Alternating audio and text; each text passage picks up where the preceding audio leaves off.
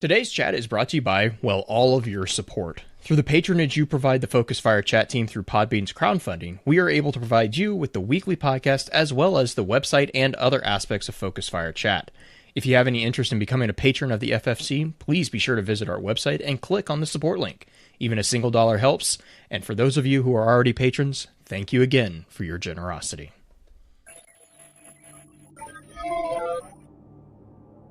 You may have heard the whispers of guardians gathering in the shadows, exploring the mysteries of this world and the worlds which surround us. We are all in search of truth. Sometimes we need to focus that search, focus that fire. And so we come together. Join us. Join the discussion. Welcome to Focused Fire Chat.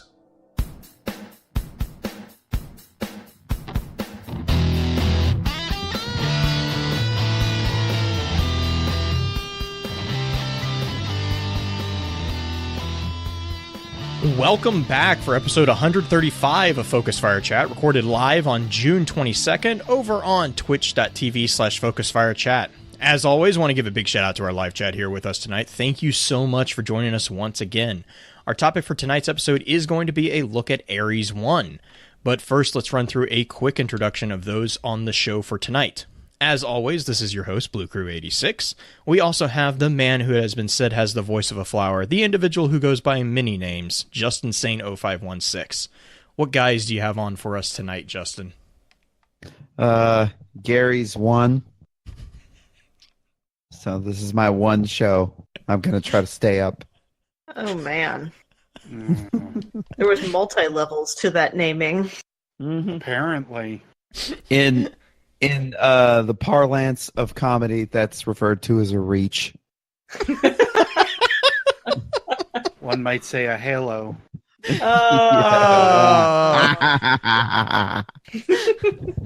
Next up, we have our own master of social media, the one and only Green-Eyed Music Lover. Green, hope you're doing well. How's the week treated you so far? It's been a good week. That's just stop there. It's been a good week. We'll just stop there. And I've had anyway. Beard, your turn. Great introduction, Green. Let's move on to Beard. So rounding out the usual team, we have the grizzly bearded cultivator of spinfoil himself, Beard Grizzly. Beard, how are you doing tonight? Oh, introduced twice over. What do I bestow this honor upon myself for? I'm doing pretty good. My voice is actually killing me, as I was just actually on the DTR podcast earlier. So it has basically been a wham bam tonight between talking with you chuckleheads and then also talking with those chuckleheads. So yeah, you're just trying to get all the podcasts in. I'm going to say at this point, I'm just going to be on like all of them because I've had like so many invites at this point. So y'all should start feeling, kind of threatened. I might just. So that second channel. So these are all going to be put on your second channel, right? Oh, Jesus. So actually, I didn't finish that story earlier. So in pre-show, we were talking about stuff with Twitch and whatnot, and I realized earlier tonight, this is really quick, that I never, in like the year and a half or so that I've had it now, I have never changed my Twitch channel's logo to my updated YouTube one, and my banner too. I never changed those either. So good on me for being good at this whole social media and community thing on a platform that I still don't really use because it's Twitch, and when do I get time to stream? Right. Well, hey, Beard, you're not going to be able to take the number one lore spot from Island if you don't get that stuff synchronized. I mean, let's be honest, I'm not going to be able to take it from him anyway, because guess what? He's not going to be at GuardianCon. You know what that means? I got to take the number 2 spot from Bife. I got to work myself up the ladder. Well, and finally... Finish that with a straight face. I'm sorry. My god. So finally, once again in the hot seat as guest co-host, we have our dear friend Purple Chimera. Purple, how are you doing tonight? I'm doing better now that I'm here. Well, they're the little ones. Little ones always love messing with schedules, right? They're gonna kill me. I'm like, it's the middle of the night for you. You went to sleep at 7:30. Why are you awake? Because This mom, is- because this is mom, you're grown-up scheduled. time. You're scheduled to do something, and I need to interfere with that. Like that is my prerogative as a I need to little lay light. in bed and kick you in the knee. No, we're not Yes. playing that game. It's time to go to sleep now. I used to be a great adventurer, and then I took a baby in the knee.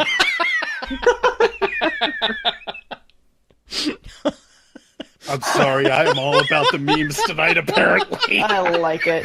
I approve. So last week we asked the community, what do you really think happened to Eve? I don't know. There's not really a way to segue laughter into this question at all. I mean, you what could do- always talk about the weapon to surpass Metal Gear. There's always Yeah. that. I'm sorry. So what do you think really happened to Evie? The responses are in, and I'm going to hand it over to Green for that one.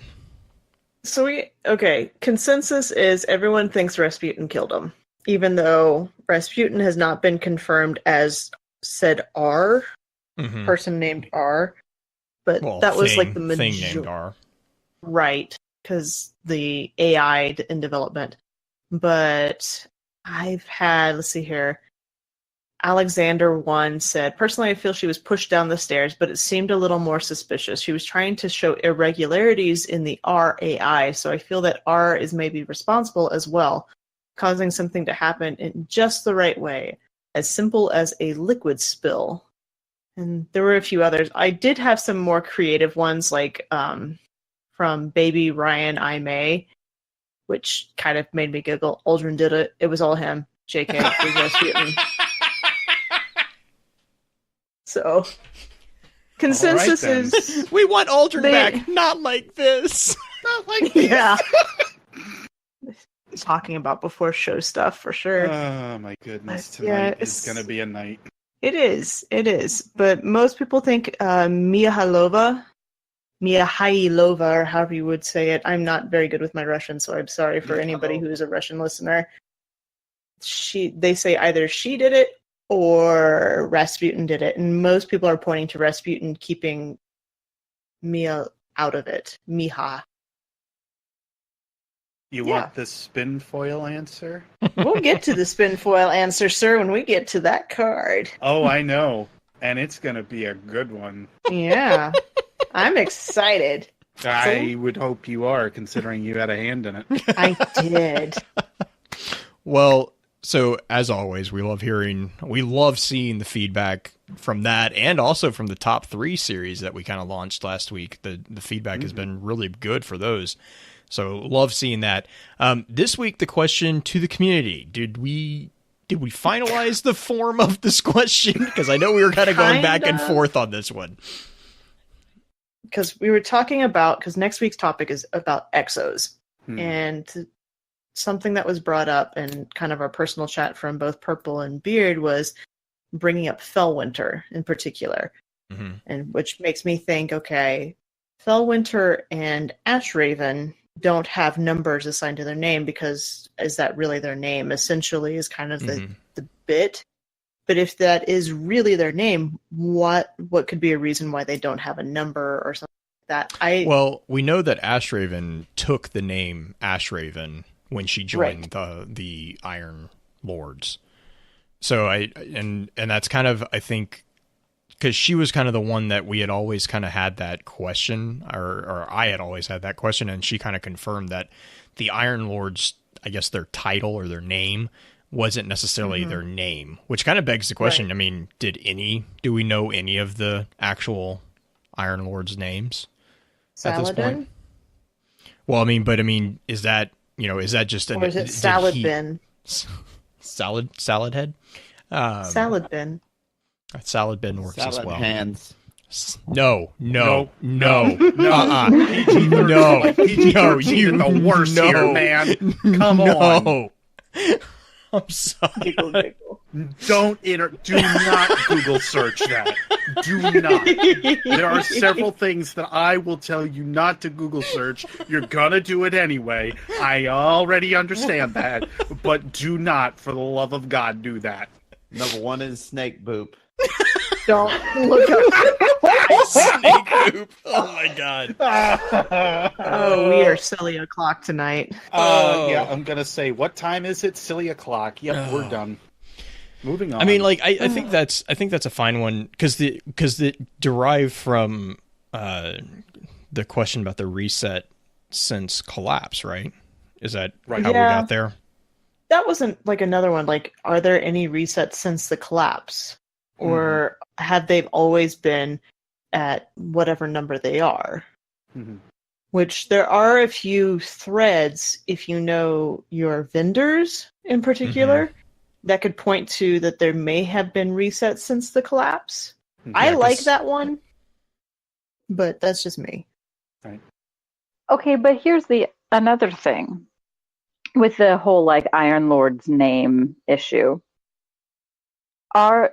So we have Fellwinter, who's an EXO. We have Ashraven. We have Cade. Mm-hmm. Are there other? Yeah. Hold on. Okay. Are there other guardians that Saint 14 that are EXO? My point is, There's not many EXO guardians. we know that Cade's name, like. Fellwinter doesn't know what his name is. He says his name isn't Fellwinter, but he can't remember what it is. Right. And like, is that a Guardian thing or is like that an EXO thing? Well, and I think we kind of have the answer to that too, because with Cade's journal, there's a mention that the light scrambles things differently with the Exos. And then also there is, oh gosh, I just blanked. There's a set of armor from Destiny 1. Or no, it's a bond. It's a warlock bond from Destiny 1 that calls out Exo Guardians or Exo Warlocks are especially interested in the study of light, as it's very similar to their study of their past. And so there is a convergence of that kind of question, I guess, or that kind of topic, because we don't know.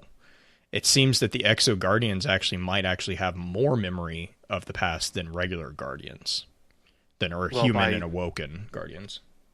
By some accounts, of course, too, they would possibly have more just based. The reason that this is so interesting is because of that reason that Blue just mentioned. Like, if they have locked away memories or otherwise that we can access, then that would mean that an EXO has more prerogative to like latch into what previous resets were about. And as a computer, they would have means to do so. Like, yes, it's a biological computer, but it is still, to all intents and purposes, still a computer to a lot of mention. But I would definitely reference some of the stuff with like Fellwinter, especially recently.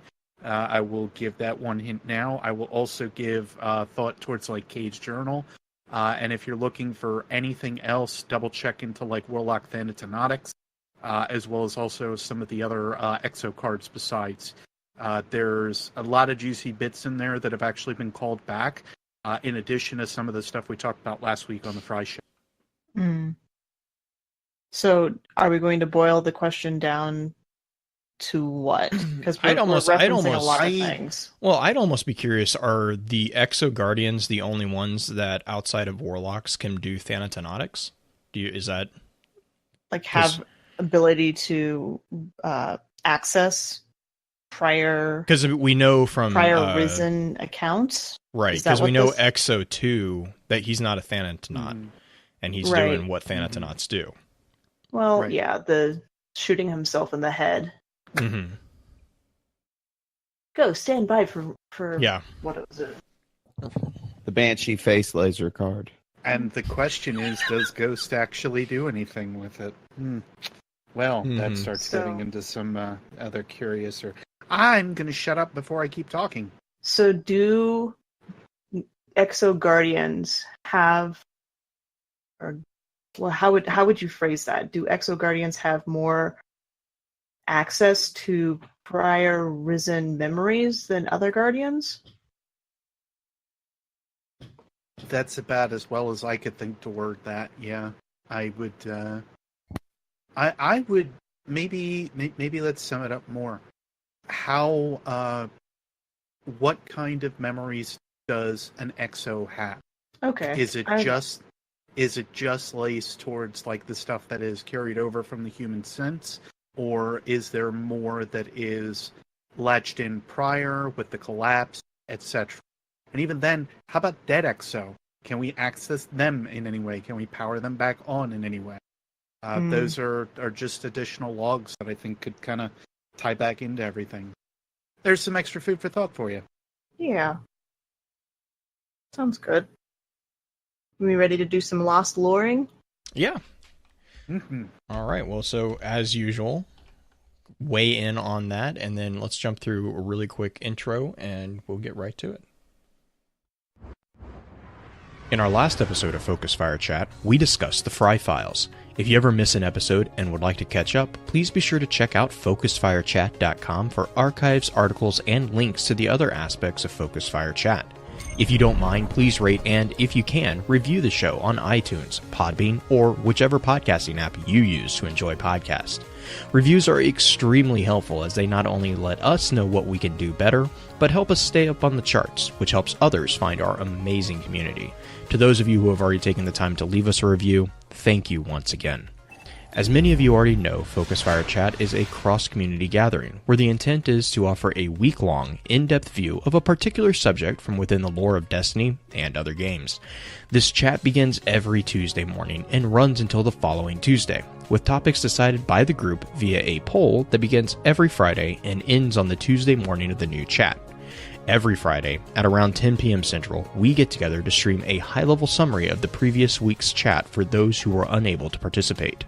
Please be sure to also give some support to the other podcasts in the Guardian Radio Network, links of which can be found in our show notes or on our website. If you're a fan of lore in all its various forms, be sure to also check out thelorenetwork.com, where you can find a wide variety of some amazing content covering a number of different titles and mediums. Our next chat is going to be a discussion on the updates concerning Exos. Please note that there will not be a poll this weekend, as we are going to set aside next week's discussion for a summarization of the extra lore content. With all that being said, here's Green with a high-level summary of tonight's topic. Log number 011287. I find myself recording this not for any posterity or scientific record, but just as a way to try and fall asleep. It would appear as though this is the only way I can purge the cyclical thoughts that have thus far prevented me from a restful night. Ironically, Hardy was also known for his journaling. It even became somewhat of a religious text for those Moon X cults that sprung up before the Ares 1 mission.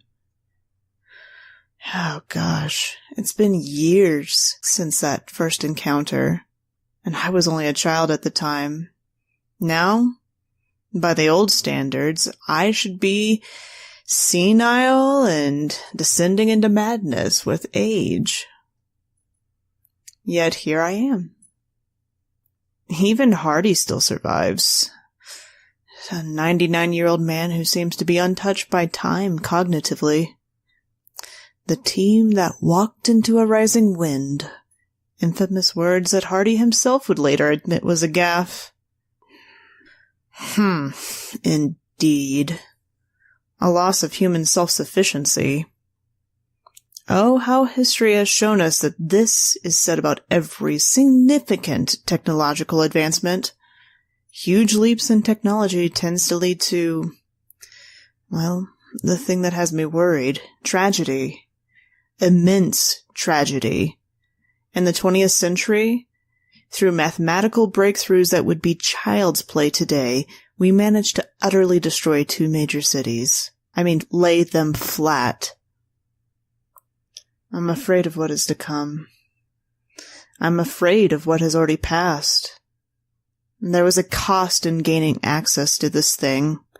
What cost have we yet to pay for the greatest era of human achievement?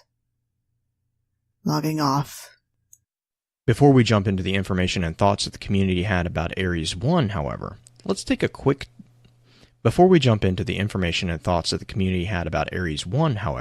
let's have a quick chat about this week's Lost Lore.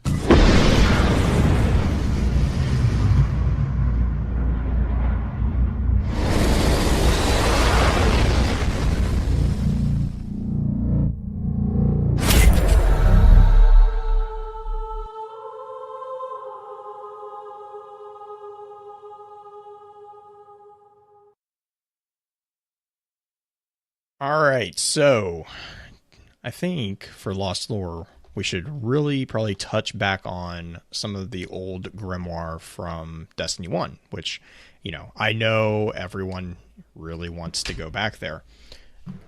But all the way to the beginning. All the way to the beginning. Actually, I think this one is actually all the way to the beginning. Yeah, Ghost Fragment, it's Ghost from Fragment vanilla. Human. Yeah. Yeah. So this is the series that is called Ghost Fragment Human. Big shout to Ishtar if you want to go look at this in order. And this spans all the way from vanilla. I think actually the first 4 were from vanilla. And then we got the last one, which is actually my favorite one. We got that one in Taken King.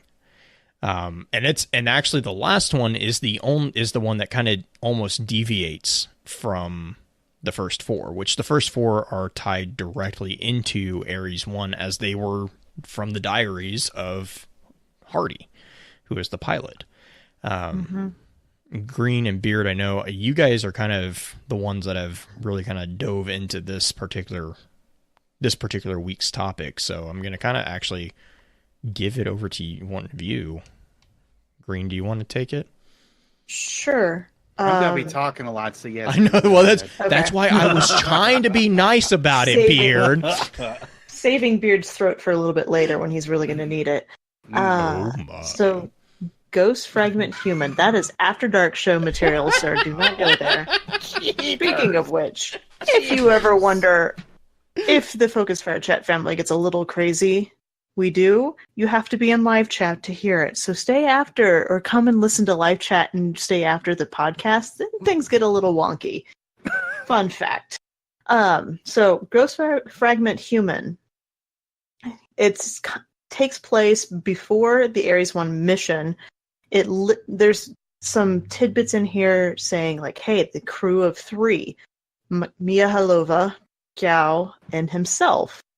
So that immediately draws my attention. Like, hey, if we're looking at the newer cards or the newer item lore tabs, they mention 4 people. This one mentions 3. It talks about press conferences, and he's really just talking about like the excitement of going. There's not a whole lot in the card as far as like material. Then we get to Ghost Fragment number 2, which talks about the actual mission itself and descending into the mission.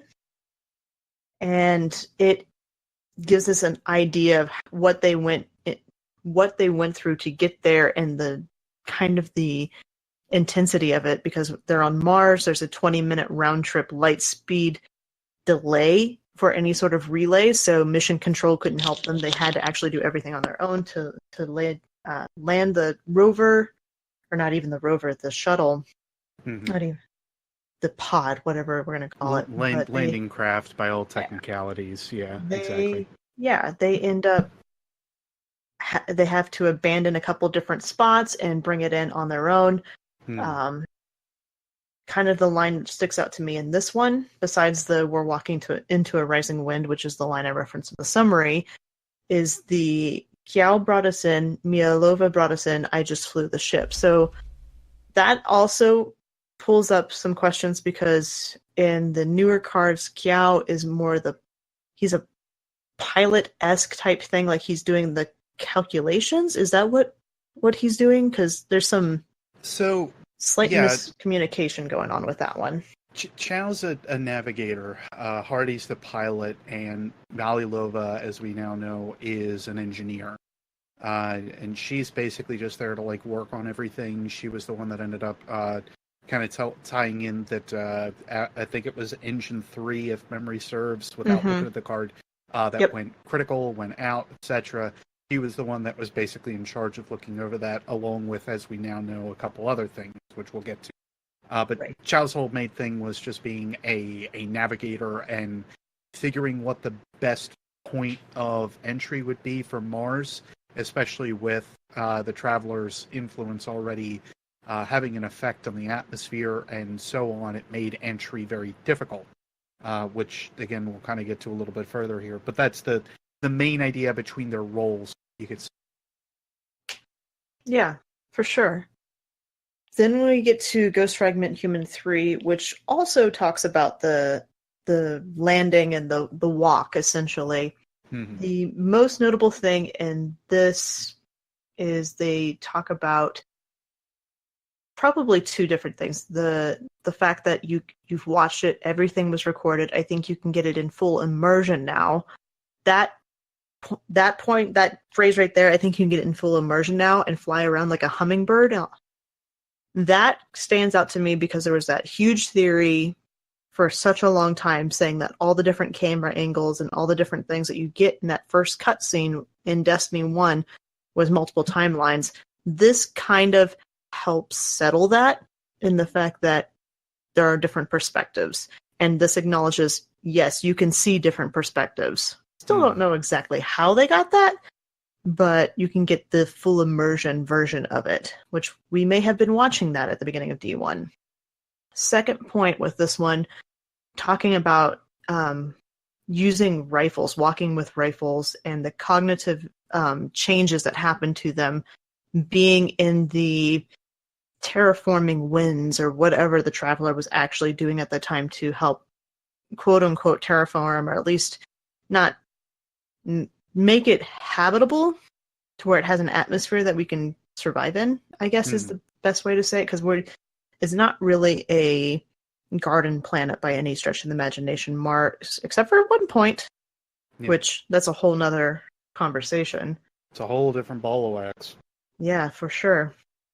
But the that talking about terraforming, the fact that it's changed them, whether it's actually physically changed them or just given them the, I guess, the carrot on the end of the stick to go and chase.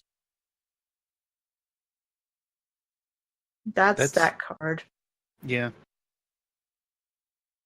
Human 4, which it talks about them on the final cutscene, or final part of that cutscene where you see them walking to the Traveler. They're standing on the ridge, and right before it cuts to the, I'm trying to think of what it's called, the navigator screen. Mm-hmm. It's that image right there where you see the three of them standing, just staring at him with the air swooping down and everything. And this question right here is kind of what it's inspired the whole summary at the beginning, is the end of an era, the end of human self-sufficiency. And this is just Hardy reflecting on that, whether or not he thinks it changes it. He doesn't know if it changed us for the better or for the worse, but he does know it changed. Mm-hmm. Things changed at that point. He's had decades. He's had 5 decades by the way. This one does give us a timeline. I also kind of picked up on a couple things that kind of seem to play a little bit more towards like some of the background on Earth, like pre-Traveler age as well, because that's basically what we're talking about almost all of tonight. Like that's the largest thing about these Ares 1 cards, is that they go and establish quite a bit more than just the Ares 1 crew. They also establish what's happening on Earth. Mm-hmm. And one of the first occasions of this is in Humans 4, where it does feel like not everyone was okay with what was going on with the Traveler. And again, we do see that even with one of the crew. I also had thoughts that, and granted, this was also my mind when I had first started writing my books, and I'm kind of seeing that as I'm leafing through them a little bit here and there. I compared a lot of stuff to Aphrodite with good reason. And one of the major things, though, that kind of like spoke to me out of this was that Hardy was utilizing light in different measures other than weaponry. And for the good majority of the Golden Age, that seemed to be the case. So for me, I always had kind of a side thought, if nothing else, that Aphrodite had found some of these accounts, or the pacifist group had found some of these accounts, and were able to utilize some of that capability to utilize light in different measures and manners, and use it in more pacifistic measure. Mm-hmm. So for me, that was another thing that I kind of took from those cards. They're extremely powerful cards, because they are. For the good majority of Destiny's Grimoire, we don't have a lot of stuff that really looks back towards like pre pre-Golden Age. Like, we get very, very small bits and pieces. Otherwise, the large majority of the stuff that we get is all Golden Age relevant, or it's all post-collapse. So in that respect, that's why these cards are as powerful as they are, and why we've been asking for something to expand upon them even further. And that's really what we get with the new stuff. But before I get too far down that tangent, I didn't know if you had anything else, Green. The only thing I had was with the reference to the first four, human, Ghost Fragment, human 1 through 4. It all except for the very first one are part of his journal that happens after the fact. Mm-hmm. So most of the cards we're going to be talking about tonight and the bulk of our thing are things that happened before. Yeah. At least as far as the timeline goes. But these cards actually are reflecting back on the actual events. Ghost Fragment 5 is just a... I know Blue really likes this one. I have mixed feelings about this one. Blue, what do you think? Ghost Fragment Human 5. I really like it because I just like the kind of the tone of it. You know, like I really kind of like the direction that these, because this wasn't the only card that got added.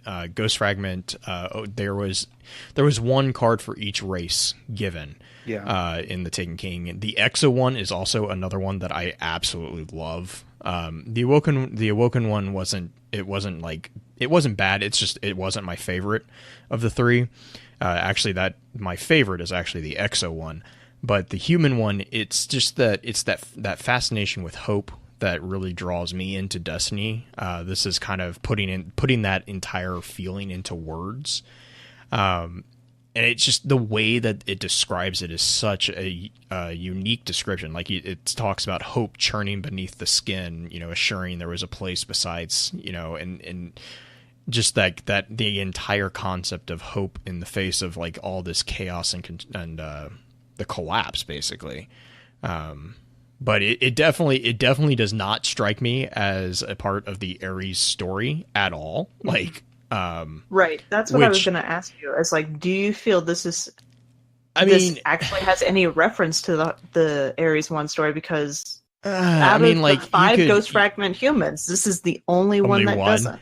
Yeah, I mean, like you could go into a bit of spinfoil and say like this could have been one, because throughout the entire thing, it is never referenced who this is that's speaking, right. And we know that Hardy was pretty obsessed with hope.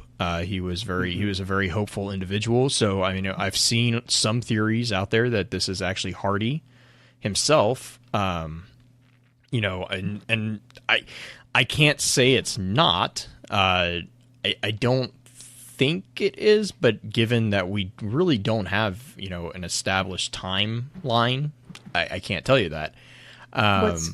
What's interesting with this card, though, is it feels, if this is Hardy, this is somebody who is struggling to remember the Traveler, struggling to remember aspects. All he has is he knows the conviction. Well, he's not struggling to remember the Traveler. He's struggling to remember where it promised. So he says, I don't know, something has stolen my words, the imagery, but I still remember what it promised us, the universe. Right. Creation held in our hands, but I was here for a reason.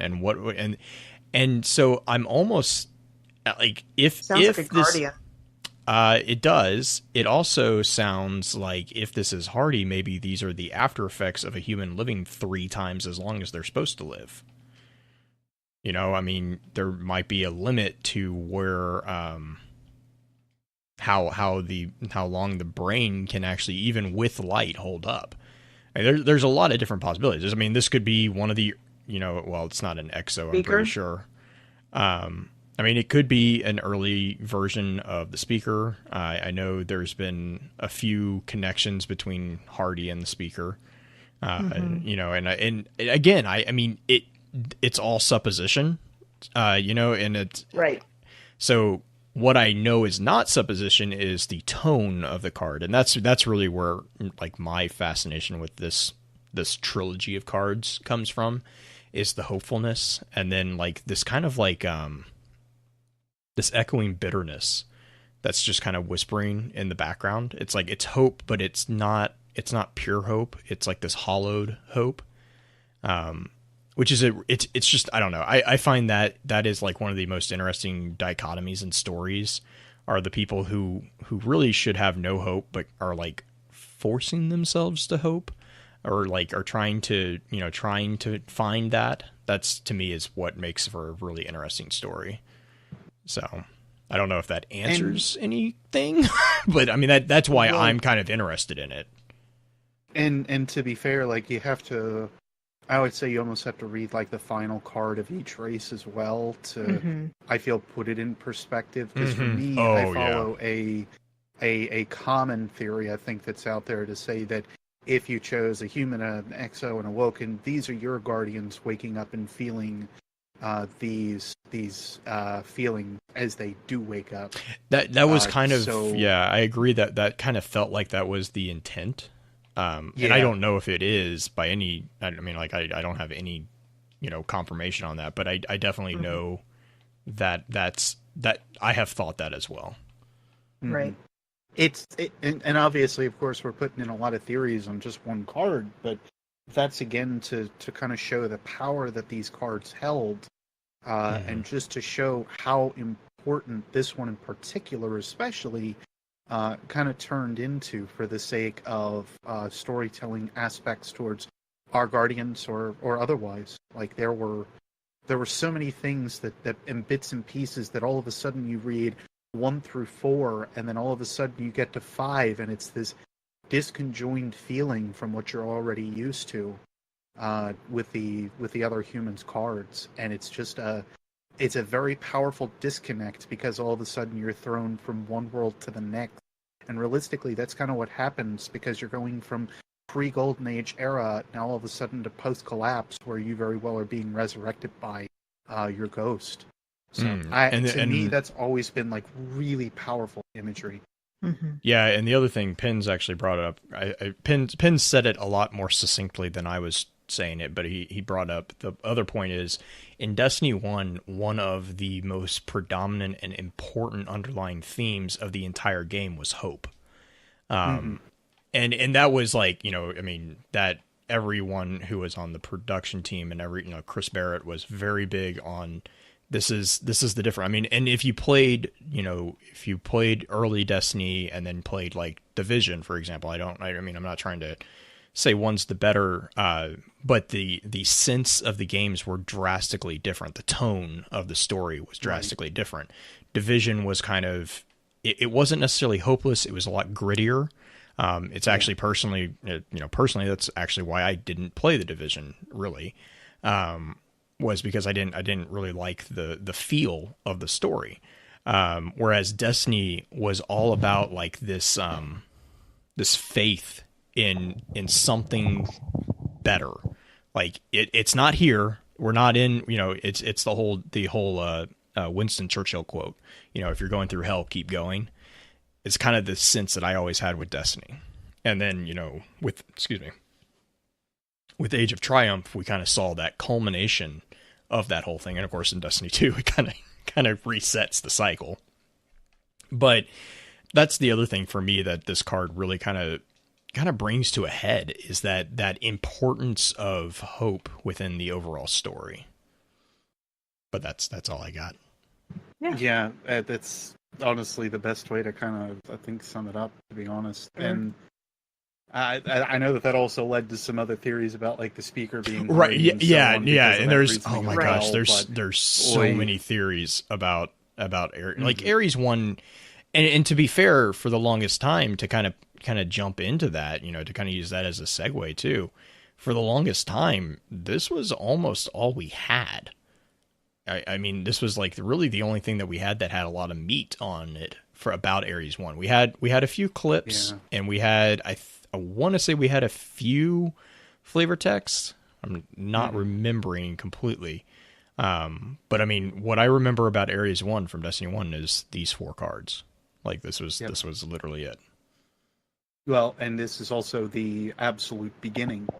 And again, I think that's the reason that everybody wanted to make sure that this story was extremely, like the base of it was told well, that we had plenty to go by and so on, which led to some, especially with like the alternate timeline or Vex simulation bits going on, led to, as you guys kind of know as well, some breakdowns even on my end, just like losing my mind trying to think this stuff through. But before I get into that, is there anything else that we wanted to add on like the D1 on those cards? Yeah, because I feel like I'll reference them a little bit as we go along Probably. anyway. But Yeah, well, and I think they give perspective too to what will be referenced later as well. They really do. I mean, No, it's almost like they're relevant to the game. Yeah. What? Sorry, What? sarcasm might have shown a little bit through that one. I didn't know Grimoire could do that. Much less, yeah. Well- I guess the other kind of to segue into the really meaty topic, is we usually try to do a quick summary. And I don't know, Green, if you want to wrap up the Lost Lore segment with that kind of leading into the Ares 1, and then we'll just kind of let Beard go, and we'll come back and check on him in about 3 hours. No, I'd be there with him. I help him. I won't abandon you, Beard. Okay. Summary of the... I'm really going to just focus on the Ghost Fragment Human 1 through 4, because those are the ones that directly tie into Ares 1. Human 5, we'll say if it does reference it, it isn't more of a look at what the hope of a guardian and having faith and tying into the whole theme of Destiny. But Ghost Fragment 1 through 4 are a combination of before mission and mostly after mission accounts by Jacob Hardy in his journals about what happened, the feelings, some hardline facts, we get some time frame based on it. One of the things is that one of the cards is written 50 years after the fact, yet he's recounting it and still feeling very hopeful and bright about the whole thing, not super bitter about it. There's a little bit of jadedness, but that is kind of what humanity became within those 50 years after the Travelers set in. We have a confirmation of the 3-man team at that point in D1, but it is a good baseline to feelings as if you were reading an astronaut's log after they go on the mission. This is what I would imagine if I were to read Buzz's logs after his moon missions. What that would look like is just the feelings, and it's very similar in that kind of tone and demeanor. Absolutely. So, getting into the meat of the podcast, which sounds really funny because we're already a ways into it. I was going to say. We had some new items pop up at the release of Season 3 with Warmind. 15 items related directly to the original 3, or I would say the 3 that were on Mars that first met the Traveler: Yao, Mia Halova, and Jacob Hardy. And these 15 items have lore tabs, and they are very interesting. If you try to read them in order, you're going to be slightly confused at points because of the way they read. If you're reading them in quote-unquote chronological order, things don't line up the way they should. No. And that's actually what I wanted to do first. I had so some of you may have seen either a community post on my end or my Twitter feed at one point where I was basically having an existential crisis over the fact that some of these cards read completely weird. And I actually figured out a way that I feel that summarizes my feelings on these pretty well. It comes down to a little bit of writing inconsistency that needs to be kind of panned out on Bungie's part. But there is, once you figure out what's going on, it starts to make a lot more sense. Additionally, it will kind of show as we go along with each card, almost in order. I will say, to put a little advertising on my end, I guess, shameless plug here. If you want to listen to me ramble for 46 minutes straight on my own, which is probably going to happen pretty close to here as well, I read every single lore entry over on my channel and react to them on my own. So the difference here that you will get is some input back from everybody that's listening besides that I get to sit and interact with. Totally unscripted, that episode. The only thing he's reading are the cards. Additionally, I of course have my books, so there are a couple things that I read through on there, which actually segues into what I'm going to read now. This is my overall segment that basically talks about how these cards need to be interpreted at spots. So, bear with me as I read this a little long. Originally, these cards read as completely out of order and very hard to distinguish timestamps or otherwise. This is due to the writing style that is involved with some of the entries. Unlike previous entries, we will look at these in date order, not class order. This will allow a slightly better understanding of buildup. The flavor text seems to be the only thing that has an order to it, and that order seems easier to a stance of values than much else. It tells a bit about each member's personality, which lines up with the class-related armor they have.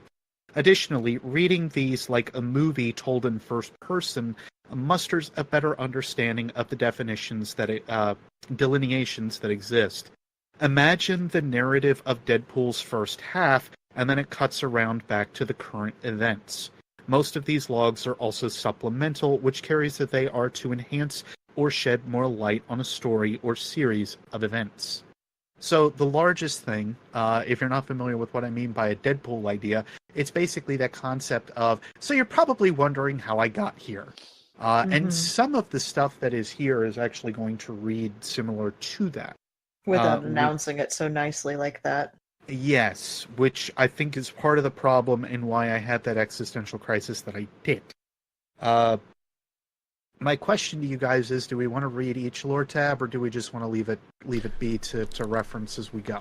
I think we should reference your video and let people listen to them in that order, because I agree with the order that you had them in that video. Actually, I'm gonna double down on that selfish plug there. I mean, I'm dead serious. Like, if you want to hear the order that these probably should be read in, I kind of agree with Beard on that video. It's definitely worth going to listen to, if for no other reason than to actually hear these cards. But to me, I mean, also to put it in perspective, he's reading the cards and it takes 46 minutes. So, yeah. I would probably say that like half of that video is me reading the cards, because most of these entries are very lengthy. So what you can consider this episode to be is a full supplemental at what it is that we have with that video as well. So if you just want to hear me ranting and raving for a good while, then there's always that. But I will constantly refer back to that video, because one, it took up 46 minutes plus editing time of my life, and it was probably one of the longest ones that I voiced, and I felt like I was losing my mind, as most YouTubers do after 46 minutes of talking to yourself. Actually, that's pretty common for me on a daily basis. What? Huh? Anyway. So we'll get into this as best as we can. I'm going to call out each of the items at the least. So if you are more thinking about trying to read over these items and then listening to how we discuss them, there is at least always that option. I do think giving a brief summary of what's in content of the card, or what's in the card itself, would be a good way to help That was at least my plan, yeah. Because I be know part of the conversation. reading, some people I think at this point have at least read the cards. I'm sure some of our more passionate viewers have. Not to say that, if you haven't, you're not a passionate viewer, but it is one of those things where if we start to kind of tie down 15 entries, we're going to be here for a while. So, moving on. Hardy's Steps is the first one that's here. And this is one of the only ones, as far out as it is, that is not marked as a supplemental entry. That needs to be pointed out almost immediately. Mhm. So, in that regard, this card is 517 days to launch. We do not have a marker in terms of project type or anything like that at this point. But we do see some of the interweavings and ideas that are going on within most likely the Florida, not Cape Canaveral, but there is actually a base of operations in Florida that does handle some of the, I was informed after the fact, that handles some military operations down there. CENTCOM is a true working building, which Mhm. I did not, for whatever reason, think to look up or reference, but it is a full working building. That being said, it is also loosely related towards security, being that their vicinity is kind of closer to Cape Canaveral. They are also in high view or high reference to NASA almost right away. So if something comes up that's weird, they can basically go back to CENTCOM to say, we don't know if we need to be worried about this, disclose it to the public, etc. But that's the kind of stuff that CENTCOM kind of works with. What's interesting about this, though, we have an exchange between four people that we see in this room. Evie Calumet is the big one that you will see and hear throughout most of these cards and readings. There's also Director Canterbury, who may actually be, I don't know if I want to say if maybe they put him in charge of NASA and he's just there to visit. But there's also a General Fiedler. He is also on point, and he seems to be more in charge of CENTCOM than anything else. And then there's also Jacob Hardy. Jacob, of course, is the one that we are very familiar with, as we just got done yakking about him for, I think, 25 minutes. And that is basically through Humans 1 through 4. So this is why these cards are as interesting as they are. This is the first time that we start to see more about what is actually happening with Jacob Hardy and this crew. But in this, we actually see that Evie is pointing out the audiovisual logs, or at least looking through footage of what we would later come to know as the Traveler.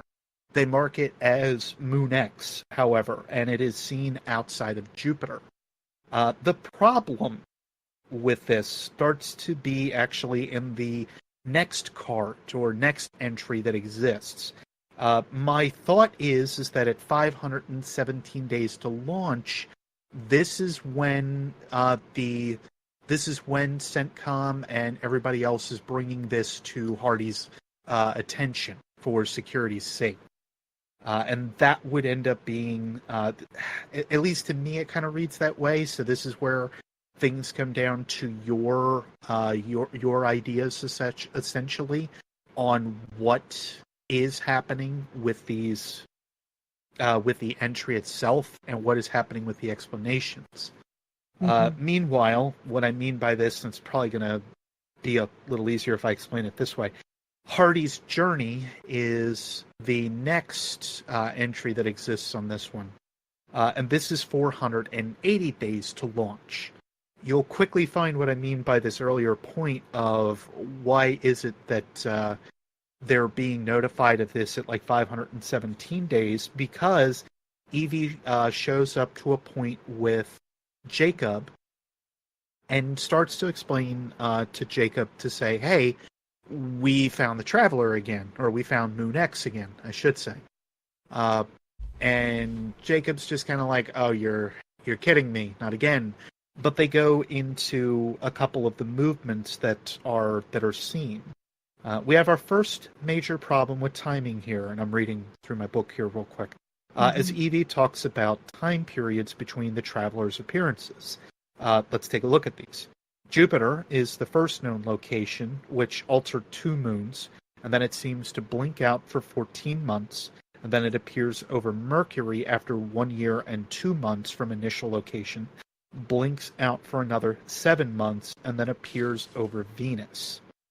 So what's interesting, of course, about this is that overall, this is a if steps to journeys means anything, then they already were able to track the traveler and had shown images of it, or were able to capture images of it beforehand. And the way that I'm at least kind of figuring that this could be the case, or why it is that they do showcase it this way, is at least to me to say, well, if we see it once, then it's just a thing that happened. It's an anomaly. If we see it a second time, we need to figure a way to see if it's doing something. If we see it a third time, now we've got to get this thing on track, and it's officially a problem. Right. And just to clarify something on the first one, on steps, this is happening at a celebration or a dinner. It's very informal, this first meeting between the 4 people. Director Canterbury's wife is giving a toast while this whole conversation is happening in a different room. So it's not an official... it's an official thing, but it's not like a sanctioned mission at this point. It is literally, they're concerned about it, they're having a conversation about it, whereas we're getting more information in Journey where Evie's like, hey, I've got some more data on this thing. Yeah. Right. And Beard can have the rest of my brownie. I mean... Yeah, that's... What's that? What kind of brownie? Like a chocolate chip brownie? Yeah. Butterscotch brownie? I like Double those. fudge. Double fudge. That sounds delicious. Butterscotch brownie? Brownie? Blondie brownie? Okay, there needs to be Colorado brownie? A food-related top 3. No. Oh, there are a few on that list. Okay, good. There's a few on that list that I'm going to... Not to derail too much, let's move on from Hardy's brownie. That should be the new name of the card. So, all in all, when all is said and done, the travelers' appearances happen over a period of 1 year and 9 months. And this is actually what's kind of interesting, again, to reference back to the Hardy Steps card being at 517 days. So these are just points to kind of keep in mind and think about, because as we go through the cards, the time periods, again, are not as succinct as they seem to be. You start to almost have this time travel sense that's being built up around them, and that's what can easily confuse if you're not in the right mindset, as Blue can attest to. The one night I lost my mind. Just a little. Yeah, just a little. Just triple checking on my notes here real fast in case there's anything I missed. Yeah. So, perhaps we only saw portions of the meeting that were discussed 37 days ago. This is the only way I could quantify this data, but to keep it from security services for over a year and a half seems very wrong. Then again, we today don't count everything we see until the second moment we see it for confirmation as well. Just an anomaly, move on. That would make sense, but still wouldn't account for the 7 months blink out from Mercury to Venus unless we just weren't looking. Additionally, because really, as much as space is kind of, or NASA's on point with looking for things, we don't always have our eyes to the sky as openly as we would like to admit. So we could very well miss or be missing an asteroid that's hurtling to us right now, quite frankly. And this would be something that, though we have pretty good detection rates today, is just truthful to say about this situation. If there is something happening in our solar system, it doesn't mean that we're thinking or we're noticing it happening immediately. This is why we need things like SETI and so on, so that they can actually gather the data and think it over for us. Additionally, this would mean the traveler was around Jupiter twice or more often. Ganymede, Europa, Io, and Io was apparently last on the list for the traveler to visit. So this would mean that the traveler didn't just make one trip to Jupiter, and it may mean that it made other trips to other different planets that also were out there. So these are other things that you can kind of take away from this card. And one other final point, especially with what we see with Curse of Osiris. We also saw that the traveler was around Mercury the same time the Vex showed up, if Osiris' vision in the forest can be trusted. This would have been before humanity knew what was going on, so could we perceive the Vex to be native because of this? Venus' arrival would also allow for this. Could we surmise that the Vex turned Mercury much later, past the traveler showing up the first time? Green, I don't know if you had anything on that.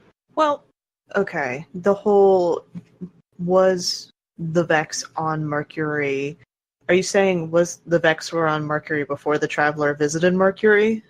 Well, in the vision from Osiris, we at least Like see they that showed they up show around up the at same the time. same time. Yeah. Okay. It seems like at least either portions of Mercury had been changed at that point, if some of the ideas are to be kind of believed from the traveler Right. only taking sections of Mercury to turn it into garden spaces. If- But that just throws you into an entirely different loophole of, Right. well, they're making gardens, and the traveler is the gardener, and the Vex are working with gardens. I'm well, just if pointing out the easy stuff here. right, and if the Vex, see, okay, that throws into question whether or not the Vex came from the Black Garden or not. If Right. that is the nexus of where they emerged from with Crota's swipe of the sword, if that is the point where they enter, that would mean that Mars, which is terraformed after Mercury, correct? Or no, Mars happened first, then Mercury. Yeah, I'm gonna say there were. It was Venus second, Mercury first, Jupiter was very first. Okay. So that's the order that we're kind of in right now. Pens also brings up a good point that I did want to talk about at one point along the line here. The Hesperus armor set from D1 talks about the Hephaestonauts. It is quite possible that humanity was trying to terraform Venus before the traveler even arrived, and this is a reason that we don't hear much about them even after the traveler kind of showed up.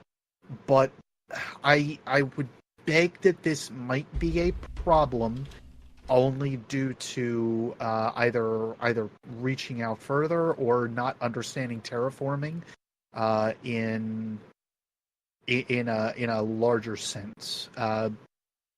I'll just point to Titan and prove my point on that one. Like, we had problems with terraforming, and I don't think the Hephaestonauts did it without knowing light. So for me, I don't think it was something that was done before the Traveler. We didn't even again, have. Prove me wrong. We didn't really have interplanetary bases at that point. Like, it was a struggle to get to Mars before the Traveler came. They said it was going to be a 3-month journey, and guess what? That lines up perfectly with how it is for us to get to Mars today. So our technology, as we're going to find here very shortly, has bumped up further from where we are today, but it hasn't grown exponentially. That seems to be the obvious thing so far. And what I mean by this actually comes down to the next entry, which is Chow's passing. And you'll notice we went from Hardy for the first two, and now all of a sudden we skip over to Chow. This comes down to what I mentioned before. We're reading these in a weird order because we're actually reading them in date order. We're not reading them in class order. And this is, of course, very important only because of the whole passage of time that is happening here. Chow's passing is 476 days to launch. As a reminder, the previous entry was 480 days to launch. And this is where the first major piece of interpretation of not time but narrative comes into play. This card is actually written by Ulysses Chow, which is not Chow himself. Dean Chow, who is also not his, it's also not his first name. It's his title. Was the one that was on the Ares 1 rocket. Meanwhile, Ulysses Chow is the son of Dean Chow. And we start to see a couple things about the equipment or technology that we've come to kind of get to know from the stuff pre-Golden Age. And one of the things they talk about is the holograms that are in this entry. They're in a Rathskeller, which, if you're not familiar, is just basically a bar. It's a pretty common name, actually. There's nothing special behind it, unfortunately, but overall, it just kind of shows that, hey, this is just a hangout spot. What I would also say is interesting, though, is the broadcast on national television 4 days after the Traveler or Moon X shows up around Venus.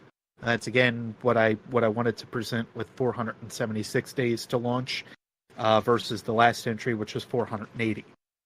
So only 4 days apart. Long story short on this one, and we start to see that the public is being informed of Moon X. So that's a big deal. But then what's even a bigger deal is, and I don't know if anybody has anything else to add on that one before I go, because just real quick, I do. Just a point of clarification: the Hesperonauts were Golden Aged. They were not prior to Golden Age. So basically, humanity wasn't terraforming anything prior to the Traveler arriving, because Ares 1 was a big deal going out to Mars. And the Hesperus armor is built in commemoration of the Golden Age Hesperonauts who were terraforming Venus, which is where the kind of confusion kind of comes from for that suit of armor. Is it's kind of because it's like Hesperus Type 0, which is the helmet, says at the dawn of the Golden Age, the Hesperonauts were the first to descend into Venus's boiling mist. And then you have the chest piece that says this suit was designed as an homage to the Golden Age Hesperonauts. Arms say the Hesperonauts installed the terraform engines and secured Venus's first colonies. So there's another reference to actually the Ghost Fragment human cards that we were reading earlier, where Hardy, I think it's in 4, where Hardy talks about how he's learning, like he's diving into the slippery irreality of light, yeah, and how to terraform using it. Right. So they're still studying it at that point. Yep. And that's the whole idea to kind of keep in mind as we're reading here. Like, I have never gotten a very good sense of humanity before we saw the Traveler, because for me it kind of seemed like things were not in a very good way.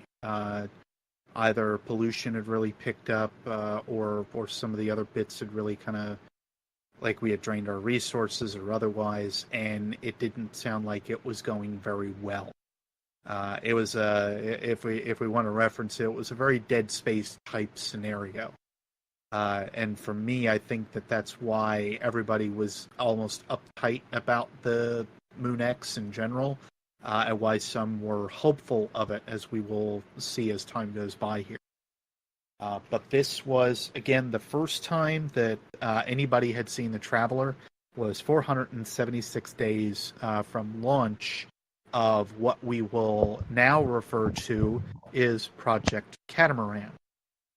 Project Catamaran, which we will get to in a moment, why the naming scheme, kind of what it was basically there to figure out a couple of people that were going to be chosen to find a means to get out to Mars. Ultimately, some of the members, though, didn't know this until a very long time afterward. This actually comes down to Hardy's Calm, which all of a sudden we jump to 90 days before launch. Again, just to reference it, the last one we looked at was 476 days before launch. So over a year, or pretty much a year, almost a year and a half out. And now we are 90 days from launch. So big time jump. Hardy's column, however, talks about the 3 to 4 members that we will see on this Project Catamaran team. And this is actually something that kind of shows itself as a, again, if you're reading these in order, it sounds weird. 90 days to launch, it sounds like Hardy has all of the information on what is actually going on with the members and whatnot, when in reality, at least to me, the further that I read this, it actually seems more like this is when these team members were picked. So keep that in mind as we go along. Like, things have to go behind the scenes before anything actually gets done and so on. So at 90 days before launch, CENTCOM, the organizers of all of this, are either planning for the ship, they've got other things that they're building with Catamaran itself, or they are working on either building the clubhouse, which we'll later know as, or we will end up seeing as just like how to set up these members. But it is one of the more confusing cards, I think, because of that reason. Mm-hmm. Because again, it sounds like at 90 days before launch, we do see that it almost sounds like they're able to, like Hardy is able to know everything about them, when in reality, at 90 days before launch, he has no idea about these guys. He is in the same room with Evie at this point. Evie's the only one, realistically, but even then, like at 90 days before launch, he and Evie are probably not together. They are together in this entry, but this entry is probably somewhere closer to like 20 days or so before launch, as we'll get to a little later down the line. What, again, I think is important as a takeaway from this entry is just to show that at 90 days before launch, Project Catamaran is set up. They have members in mind that are picked up from the management staff, and they're basically, at that point now, trying to get everything hoisted together. So for me, I think that's the most important piece of this card to kind of take from it. And if there's anything else anybody wants to talk about for a bit, I'm just referencing again. Let's move on to instruments. Mihailova's Yes. instruments. I was going to say, this is the next big one. Mm-hmm. And again, I think that this kind of poses clarity to what I had mentioned before about the 90 days before launch, feeling more of like this is how the members were chosen. I would actually take a peek at this one just to kind of outline it, but it's very good foreshadowing as well, which I think is the big thing. Mihailova is writing a letter to her colleagues in this entry, and this entry actually goes into the ramifications of AI and how AI can actually be utilized within many manner of things, either for medical usage or something otherwise.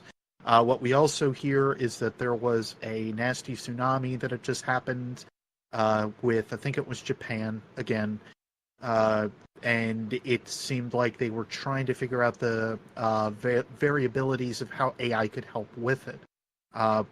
Meanwhile, Mihailova actually goes into the idea of, well, this thing that is out in space that we are seeing and tracking, to me it looks like it has sentience, like it has purpose for doing what it does. And she was the one that had actually thought of that, it seems, before some of the others on the team had, which again we'll get to in a little bit about a game that I don't like talking about. But the really cool thing about this entire foreshadowing and foreshadowed element is how she feels that AI can be used for betterment in many different ways, but she feels that it would still be something that it would still have secrets, and those secrets would still like AI would still need to have. Meanwhile, it would also have to keep some of that stuff from us. But we're the ones, of course, that are in charge of it. So in the end of it, why would it even matter? You know, we're the ones that are captaining everything, and AI is under our control, right? Sure, because we heard about that so well as time went on. Mialova's choice is the next one that also exists, and this is 65 days to launch. Note, when I say Mialova's choice... This is one of my favorite entries. Because of like how this pans out. Yeah, she's so sassy. Oh, she's so sassy. So the really cool thing with this one is that it really isn't a choice. Like you may as well throw out that entire idea completely. The choice element of this is that all of her AI referenced equipment is moved to Florida, and that is her choice. She can go to Florida, keep working on her stuff, or she could remain where she is and not have any equipment to do anything with it, basically. And this is actually where she is sent from her position, I think it is over in Russia, and she's sent down to Florida. The place escapes me.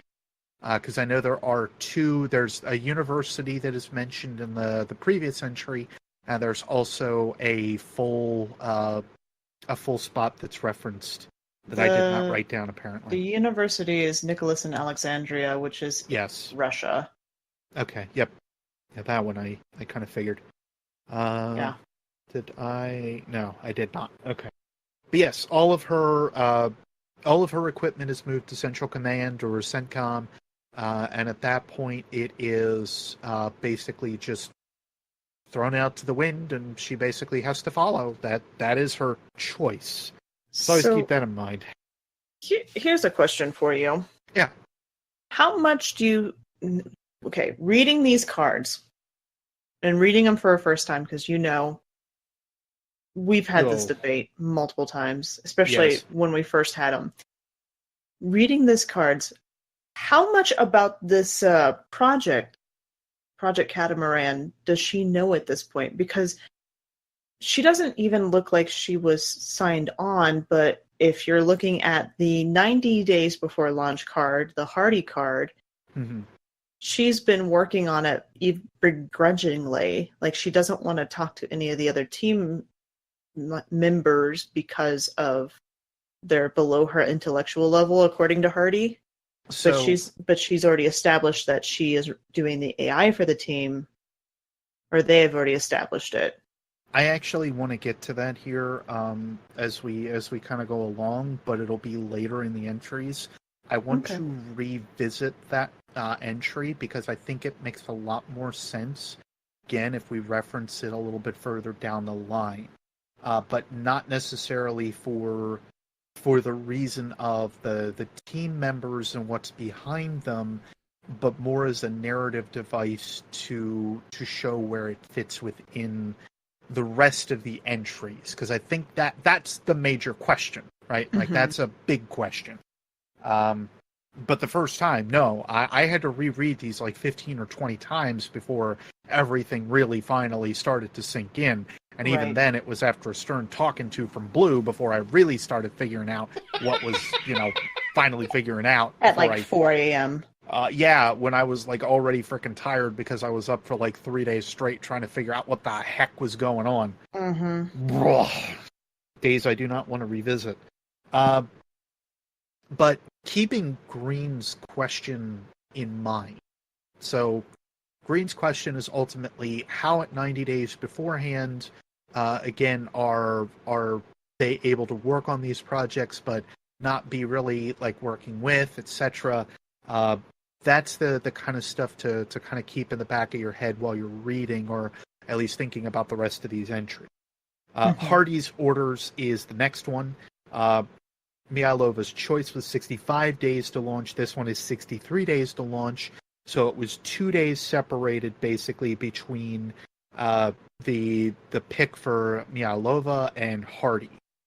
Meanwhile, we don't know if this is just the order in which they're being reached or otherwise, but Hardy himself is actually at the bottom of the ocean and he's on vacation. And he says, you've got 30 seconds, whoever you are, before I just hang up on you and go back about my business. And he finds out it's his general, like his commanding officer. But 15, basically like 15 days after, or more at this point, like we're fast approaching almost 30 days after the choice is made for who is on the crew, and Hardy is finally informed about who is going on, and he's one of the choices. He basically says, "Hey, we figured out a way to track Moon X, and this is actually a means from Evie that you already met previously. So after your vacation, just get back here to Florida because we got a lot of work to do." And that actually leads back to the next entry, which is Chow's Strides. Again, 63 days to launch was the first one. 65 days to launch was when Mihalova ended up figuring out her entry. Chow figures out his entry at 58 days to launch. At 58 days until launch, Chow is informed that the party will play on Catamaran. His daughter was in Sydney to check for colleges. This is where Chow had heard the call of going back to Florida. So at this point, this is something that we now know that all these team members were informed of what was happening, and they were informed of their choice to actually be brought onto Project Catamaran itself. Something, though, that I have not mentioned yet is that there's these cults that are forming. And immediately I know that many are probably going to think about, Future War Cult or something like that. And you may not be wrong. Like, that may have been where some of it started. But I want you to keep that in the back of your mind before we end up getting towards the very end. We again do kind of a flash forward, if you will. And the next one is Chow's Care. This is 30 days to launch. Evie sets up the name for Moon X, the Traveler. This is the game that I was talking about, because the Traveler's name was actually picked with a basketball game. Yeah! And it was all because Evie was terrible at playing basketball, and she traveled. That's how it got its name. Sort of anticlimactic, if you ask me, but I kind of like it, actually. It kind of shows the spontaneity of humanity, I think, is where it's kind of going. Well, and it also at least goes to show that the Traveler is not the Traveler. Like, its name doesn't necessarily fit into the rest of the universe. That's just the name we gave it. Right. The bait star. Yeah, it's the bait star. And granted, they also Oryx has references to it being as the Traveler as well, and it's just a previous call to simply say the idea, the simple idea basically that follows behind that. Some of the stuff that we are reading from these other races, species, are being translated to words that we can understand. So that's something always to kind of keep into the back of your mind as you kind of go along. It's called a lexicon gap. Yeah. Lexicon gap, yes. I always forget what the proper term is. Thank you. By the way. Yes. This whole Evie being terrible at basketball. Many of things have been decided over terrible basketball game. I know. Many things have been. But this whole thing makes me wonder, when are we going to get the next card with... Oh, wait. Never mind. I was going to reference the card where Cade talks about the searches for the googly-eyed traveler, and I was going to be like, the basketball traveler... Oh. No. Cade. No. Sad. Okay. Never mind.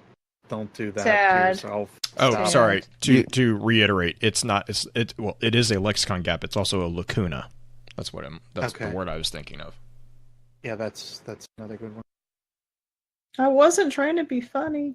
Black flag. I was legitimately like, oh, when's the next card where Cade's looking up a bunch of things about basketball traveling? Yeah, Oh, we're not even Dad. referencing that today. So Green, you have done this to yourself. You know Yeah, why I know. the traveler gets called for traveling, right? Oh no. It's hard to dribble with no arms. No. No, but it is easy to call as a whirlwind. Hey-oh. Hey. Mialova's triumph. Yes. So the next one is 20 days to launch. Again, we have a bit of a jump here. Here we actually see the first references of R, and we don't necessarily know too much about R. All we know is that it's something that Mihailova, I butcher the name all the time. Mihalova. Whoa, whoa, whoa. Mihailova. Miyagi. Mihailova, I think, is Miyagi. actually... Miyagi yes. Lova. Wax on, wax off. But Mihailova's RAI is what is actually being worked. Many people will, of course, easily make the assumption, and I still say rightfully so. Blue's that doing this it is- in chat right now, too. Of course, Blue's going to do it. I kind of figured that this is Rasputin's early days. No. I can support that without just going off the rails. She also shortens Evie's name to E in this card. Yes. And that is where some of the additional ideas kind of make me think that there's... This is where things get interesting, and I haven't popped my fun spin foil theory, so I'll at least give you guys some additional content that you haven't heard from me if you've already been listening to me ramble on about this topic for the second time. But that being said, Mihailova is good. We're still unsure, like, her overall motives. If she's just out to make our work, if she is there for anything else to kind of handle out with all that. All we know is that when all is said and done, Evie is granted access to most of our subsystems, as we find out in the next entry, which is Chow's Grin, which is 18 days to launch. Because Jiao gives her access to it, even though she wasn't supposed to have access to it. Well, and additionally, what needs to be referenced and noted here is thanks to the fact that Chow has his own ways of doing it, which, as somebody that kind of knows computers fairly well, if you don't know the actual way to get in, you're probably going to hack it. That's basically how that would run. And considering so he's a navigator, yeah, that makes sense. Yeah, he has some very good skill with computing, and obviously Evie does as well, but at least on like a physicist end. But meanwhile, to me, it just sounds like Chow knew some other way to get in, at Rasputin, or R. I say Rasputin, but again, it's really easy for me to say so. Chow seems to disregard any attempt by, like, why Mihailova would be worried about this or anything else. He has no understanding or knowledge that R is actually watching the crew silently and making his own judgments on them as he goes along. So in that respect, it is something where he did it unknowingly and could have very well sealed Evie's fate, as we mentioned more at like the top of the show here with the earlier question of what happened to Evie. Now here, remember that question that Green had that I told you to keep in the back of your mind? So think about the clubhouse, the space that these guys are now residing in. We've got Jacob Hardy, we've got Mihailova, we've got Chow and Evie, and all four of these guys are kind of hanging around, doing their own thing. They're taking care of their own research. They're managing everything as they kind of need to properly, etc. And this is actually where I think, personally, around this period, of course, or like right around, where Hardy's Calm is written. Okay. So the entry where he's writing out about the ideas of the crew's great, they're just as advertised. Chow's one of the most interesting people and most inquisitive minds I've ever met. Mialilova is stuck up and not exactly fitting in with everybody, but she does so just enough. Evie is looking at me and probably knows that I'm writing about her, so on. Like, Evie's considered one of the team, but to me at this point, this would be a piece where around this period is where that entry from Hardy was actually written.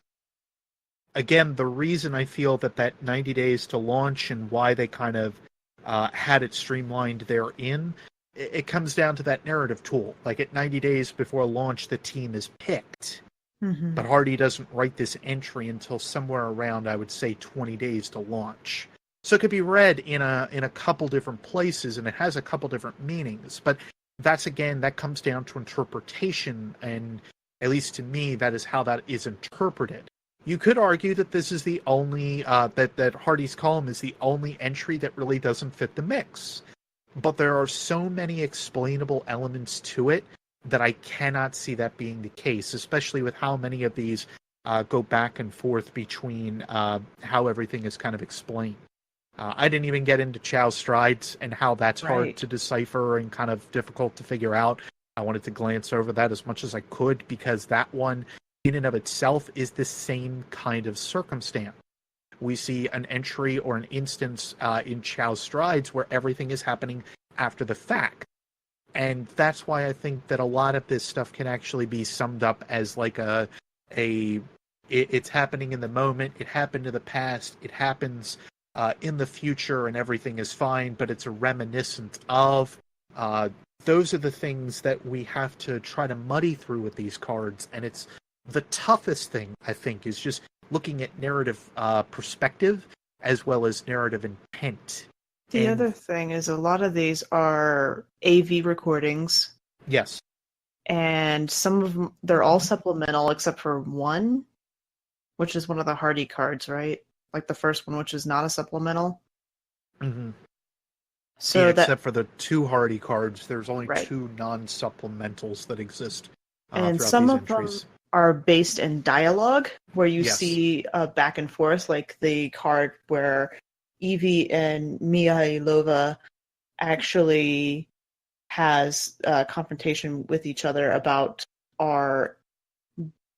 basically analyzing them and being creepy Rasputin-like. But there's other cards where it's more diary-like. With Jacob Hardy's cards, it's more he's writing this down versus the dialogue that you see happening between different ones, like in the basketball game and whatnot.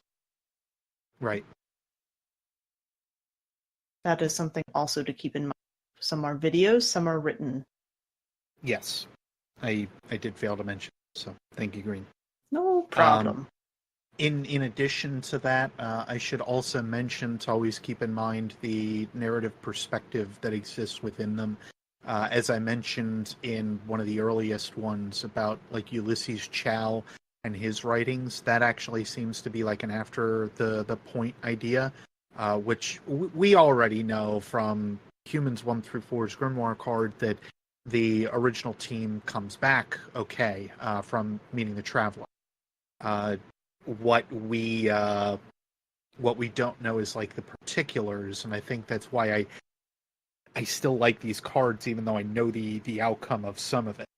And when I say outcome of some of it, that actually leads to the next big pieces that need to be talked about. The next entry is Mirailova's Tale. This is 3 days until launch, so we're getting really close to Dead Sector time. And at this point, this would be one of the last points that you could really make changes, alterations, anything like that. So kind of keep that in mind. We're getting down to like end days when it comes down to this launch period. Evie actually is able to get in to see R's transcripts back from what Mihailova has.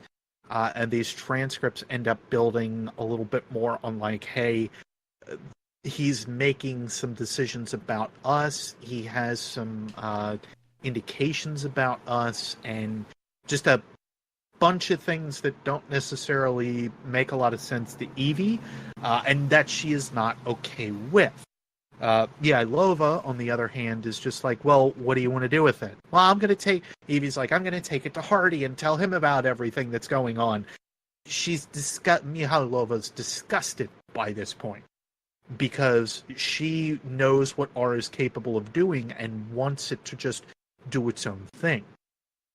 So this sparks earlier thoughts about what we had that maybe somebody else is in need to kind of shut up Evie.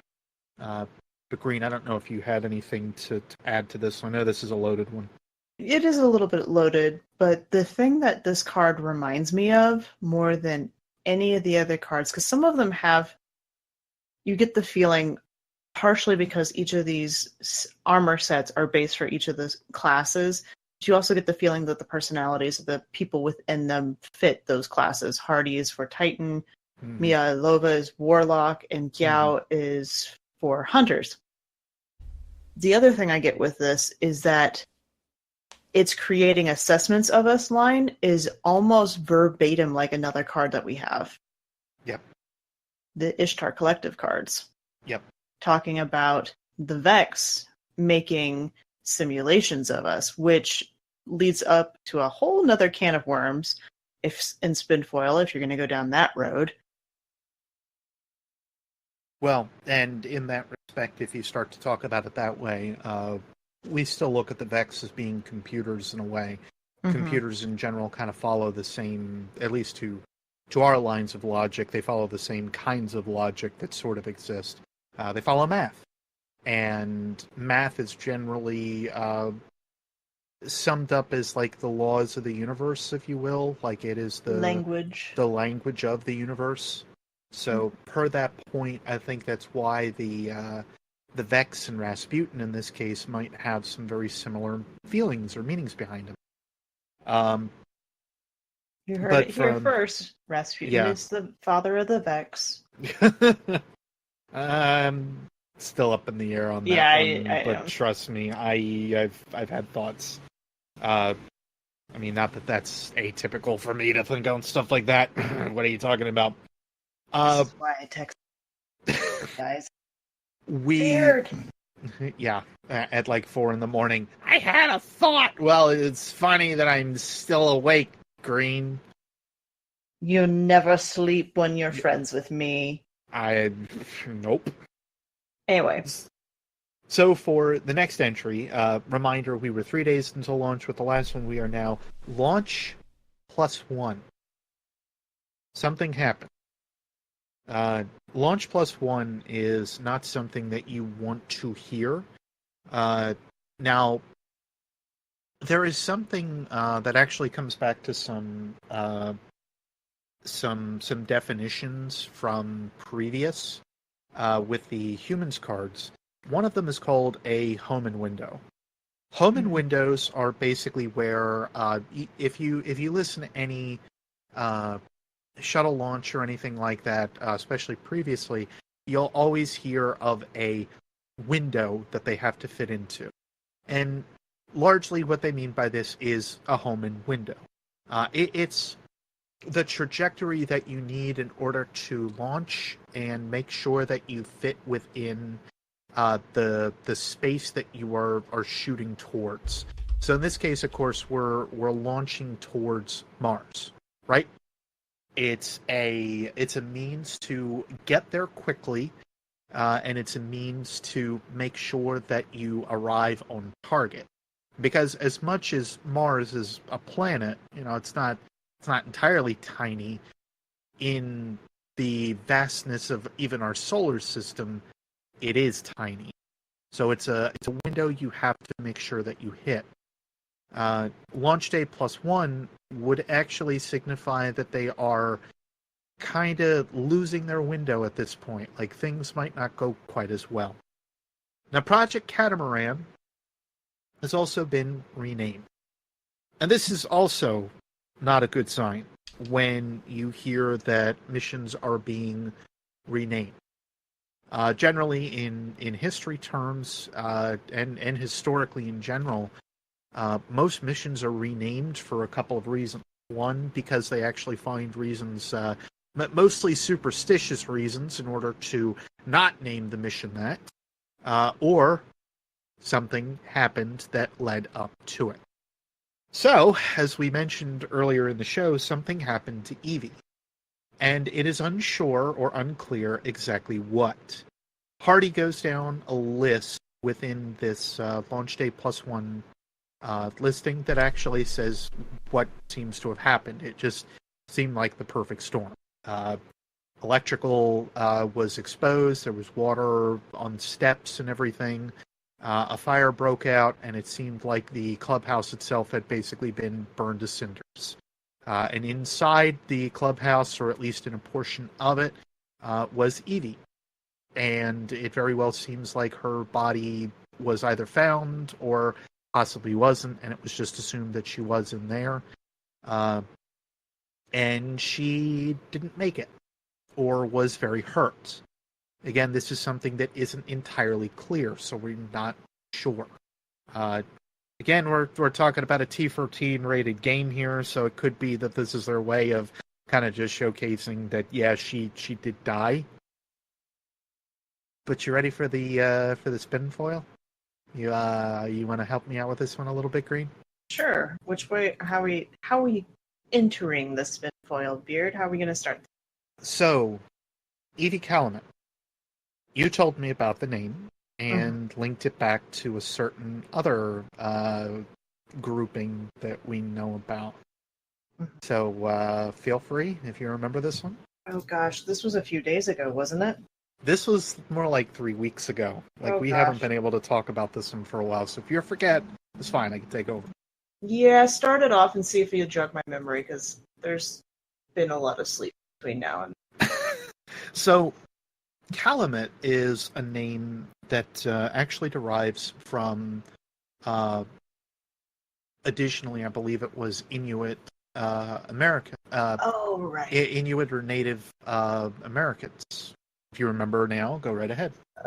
Not enough to actually go into it, but I remember the fine. I'll start just of take it it. from here. That's Green had actually presented this one to me for a little while now. Another group that actually fits the same naming scheme, and this naming scheme seems very particular. It's not the first time that we've seen it throughout Destiny as a whole, right? Like, this is something that they try to do pretty commonly to make sure that we're either all on the same page, or they're trying to link things together. But this one seems so particularly conducive of what they are trying to point out that it's not even funny. So think about what Evie was given access to. She was given access to the entire code banks of R, right? Mm-hmm. Meanwhile, you have this perfect opportunity for CENTCOM as a whole to have this brilliant AI working mind that is on site. And for Hardy, he didn't know who Evie was because he was barely on site. He barely had an availability to know maybe who General Fiedler was, outside of like a typical idea. He didn't know who Director Canterbury was, or at least it seemed like it. And these are all speculative ideas to a point, but it's backed up with some words that Hardy says within some of his earlier talks. So again, Hardy doesn't know who Evie is. Mielova has no idea who Evie is. Chow has no idea who Evie is, except for the fact that she's somebody that gets very buddy-buddy with everybody else and seems very interested in what is actually happening. So think about this with, of course, a grain of salt as we continue. There, again, is another group that follows this Native American or Inuit American listing. Oh, the And clothes. it comes back to two initials that we see more commonly recently of CB. Clovis I forgot Bray about that. is another one that is actually listed underneath the same kind of naming scheme of Native Americans. And what gets, of course, the gears grinding is what else had actually fallen in place, of course, with what we now have with Rasputin and Clovis Bray.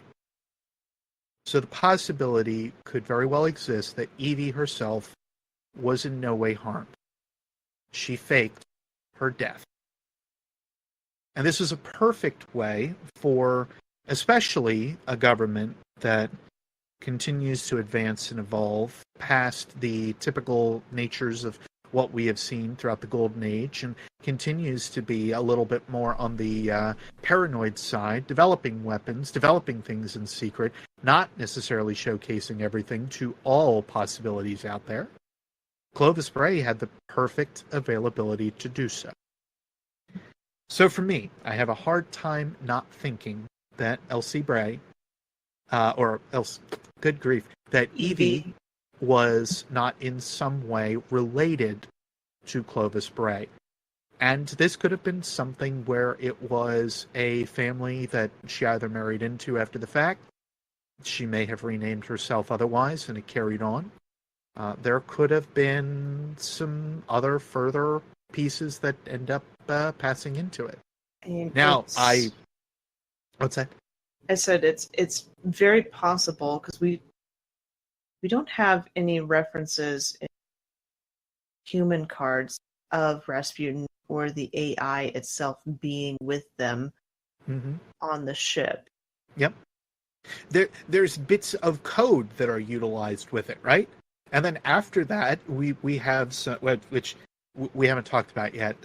We're jumping ahead a little bit here, but Tiny bit. there's some things that still tie into this that we haven't talked about.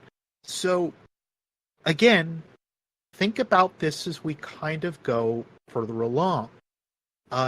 Clovis Bray is showing itself in so many different manners that it's really, really hard to kind of pass off as coincidence. So just think about that for a little while. So again, see, it seriously could be coincidence. It could be. It could be an accident. A complete accident. Yeah, it could be a complete accident that a perfect storm happened and the clubhouse went up into flames and everybody ended up like. Not that part. That part is pretty intentional. But whether or not Evie is the one that orchestrated it, or Mia Halova orchestrated it. Right, and that's the things that we don't necessarily know too much of. What we do know is that it seems like Mia Halova was able to stop at least too much from getting out there about what was happening with R, if she was in fact the one that ended up doing the deed and killing Evie. But again, we don't know. That's the problem with not just like coming out and saying it. So there's this momentary idea that it's not as simple as it seems, especially when you start looking at naming schemes. We also just have partial. We don't have their day to day. We don't have everything that's going on. So we just have snapshots that Bungie has decided that are important for us to see, or at least to get certain points across. Right. So things don't necessarily stop there. So we'll continue on here before I get too much further involved in that. But keep that thought in the back of your mind as we keep going, because again, there are a couple of other choice things that make sense with it as we go along. But the next entry is still launch day +1, and this is Chow's Hearts. What we see actually is that there is the launch is successful. we see that everybody is fine and well otherwise. So Hardy, Myalova, Chow are up in space, and they are basically heading towards Mars. CENTCOM's just checking in with them basically towards the end, and they say that the House of Eternal Travel is sending their hopes and prayers their way. They were the one that ended up winning, apparently, as the Moon X cult rumbles. So, early day faction wars happening Sure. there. We do have the one extra card that What's doesn't. We do have the one extra card that doesn't really fit. The unknown date card. Oh, yeah, I'm going to say which goes to Mihailov's path. Mm-hmm. But a couple other things on here. I really did like the ending line that they put into Heart. It says, like, something we are privileged to join but could never deserve. Chow says as he looks out to the stars. Control wishes them safe journeys to Mars. That's my final point that I had on that one. But yes, Nyailova's Path is the last supplemental card that we have, and the last actual entry that exists that is not marked as supplemental is Hardy's Control, the one that talks about the accident with Evie. I did forget to mention that earlier on.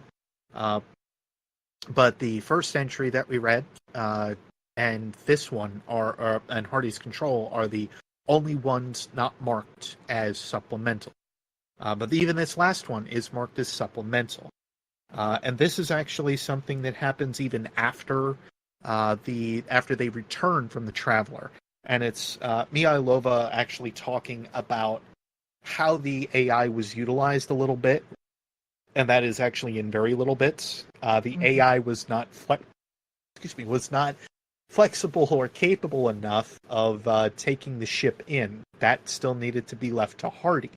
So Jacob Hardy is still sitting there as like one of the main guys, if you will, that needed to bring the ship in. So this comes back to what we had mentioned. I think it is in Human 3 or Human 4, where Hardy ends up mentioning about, Chow brought us in, Mihailova brought us in, I just piloted the ship.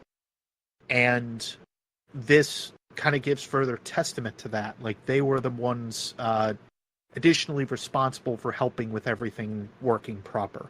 But anyway, the major thing about this card, though, is that she does talk about R a little bit further, and yes, she does talk about how they couldn't do something without it, but that's where the card cuts off.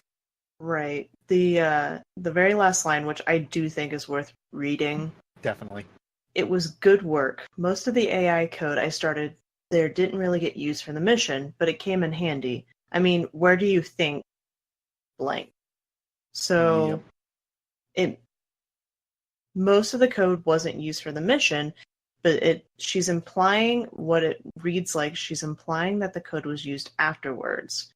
That this AI code is, well, I say is as in present tense, was used fairly solidly after the mission was over with. Mm-hmm. Rasputin! Yeah.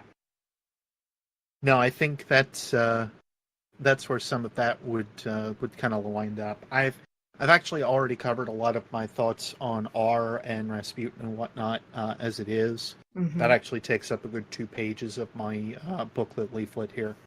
But there is one other thing that I wanted to bring up real fast. So we talked about those Moon X cults a little bit. Very little bit. Wanted to kind of glance over them for a reason. Mm-hmm. Guys, remember this this guy that I didn't really hold a lot of real big care for? Speaker? Well, there's him, but there's also who he's probably basing most of his records off of. Anybody? Anybody want to take a stab in the dark? Which one are you thinking of? How about Alpha Lupi? Oh, So, the dreams of Alpha Lupi have always been said to be listed as this. They're named. They're extreme cases of like how you would view the traveler, if you will. Like they're fanaticisms. They are thinking about things in a much more open light. They are thinking more on the, I guess, like what the traveler can do, how the traveler can do it, etc., etc. These are just markings of showcasing like how or what the traveler is probably capable of. Now I sit and I think back about the dreams of Alpha Lupi, and I have to think back onto the possibility of these Moon X cults being the ones that created these dreams of Alpha Lupi. These beginning assessments of how or what it is that could have actually been created, if you will, as the holy texts. Yes, thank you, Blue. For how they're put together. Now, Green mentioned the speaker, and I think that that's absolutely on point in that regard. The speaker references some early holy books and so on between it all. And this actually could have been the dreams of Alpha Lupi themselves, written as listed by these Moon experts. So the speaker is certainly working with something. It's certainly looking into some possibilities that do tie back to Golden Age musings and so on. But that's where the traveler or the speaker is kind of getting some of his words, or possibly through the dreams of Alpha Lupi, and possibly in that end, simply the cults of madness formed by the traveler himself. speaking of religious text, it would be very easy to feel that these texts, these cards, these entries are like a religious account themselves of what Absolutely. happened. Well, Which is and meanwhile, think back to what we've been talking about for a little while now as well. How about that opening to Destiny 1? The thought that there were so many different angles that was taken at. Those different angles could be perceived by the different ones that could have been like, well, Chow was the main reason, or Mihailova was the main reason, or Jacob was the main reason for any of this happening. And we see it as far as I've been able to count, there are 3 particular forms that exist within that card writing, and it would make sense to a couple of different realmings. The first, of course, is that there is English as a written language. There is then Chinese, there is then Russian. So all 3 of those nationalities are shown in that regard. So to me, again, I think that is where all of it would kind of placate or start to mess with it all. But it's giving you different listings of nationality. And that's why I still think that it holds credence that there's something that CENTCOM or others would have been garnering a reason to bring, or have an excuse to bring Mihailova over to CENTCOM to take some of her overall information. Like, nationalism is still a very big part of things, probably up until the collapse. And then from there, it doesn't matter. very true. There's so many theories that can spin on cards. Yeah. And as much as like I'm sitting here placating a couple of them, there's more. I have pages full on just these entries alone, and that is why I'm okay with taking like 2 hours of your time, I think, overall today to sit and talk about this at length, because it is still one of the best relations that we have as a basis for this game, as a basis for this lore. And I still think that if you read it in the particular manners that I've at least showcased now, the base for this lore just got stronger. And that is the thing that I love about these entries. So, me and Existential Crisis and all that aside, I think overall these are great cards to sit and read. And again, you may end up picking up on some stuff that I even didn't. But I know chat has been lighting up with the couple theories that I kind of posed here tonight, and I like that. I hope it got your mind working a little bit.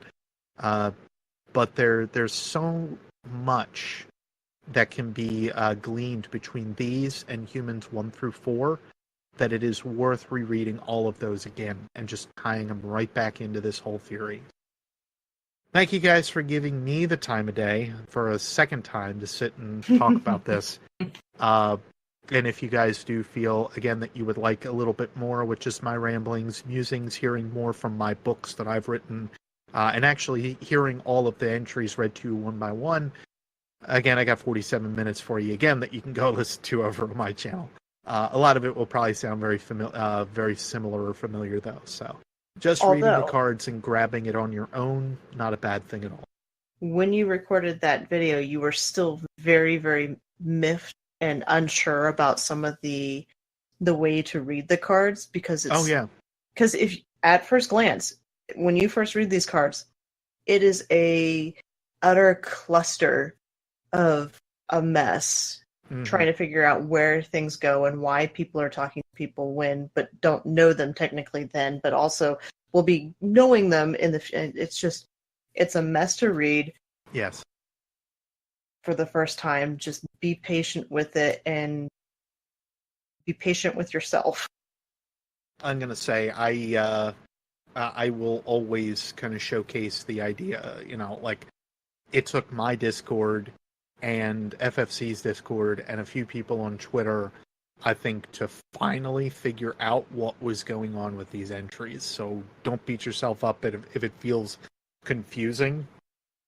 Don't call retcon or multiple timeline theory real fast on that one either. I feel that, again, I have enough evidence that I can sit down and say succinctly that either it wasn't translated to us properly or we just needed to think a little bit further.